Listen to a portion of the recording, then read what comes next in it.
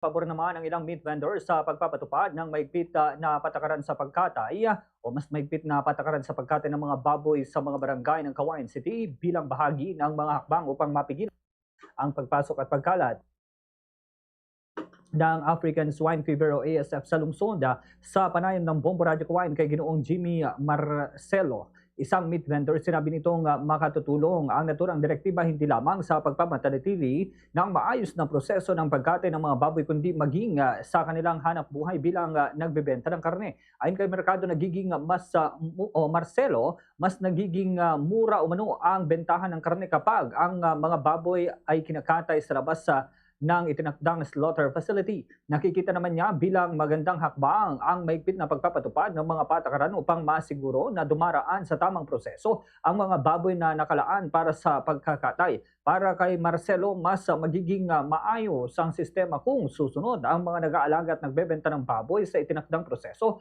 bago maibenta ang karne sa mga mamimili. Ganito ang bahagi ng pahayag ni Ginoong Jimmy Marcelo.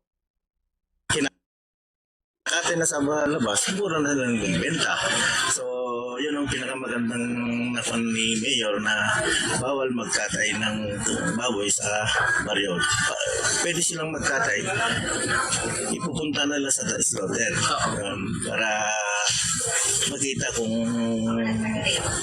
maganda yung baboy na kinakatay nila sa talagang walang sakit, gano'n. Para pare-parehas.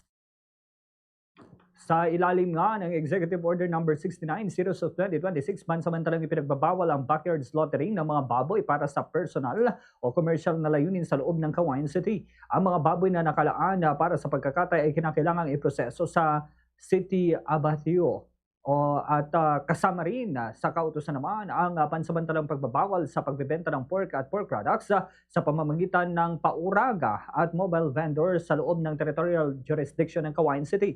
Inilabas ang kautusan matapos iulat ng City Veterinary Office ang outbreak ng ASF sa isang bayan sa Isabela na ayon sa kautusan ay nagdudulot ng banta sa hog industry ng lungsod. Inaasahan din ang mga opisyal ng barangay na agad na makipag-ugnayan sa City Veterinary Office at magulat ng anumang hindi maipaliwanag o biglaang pagkamatay ng mga baboy sa kanilang nasasakupan.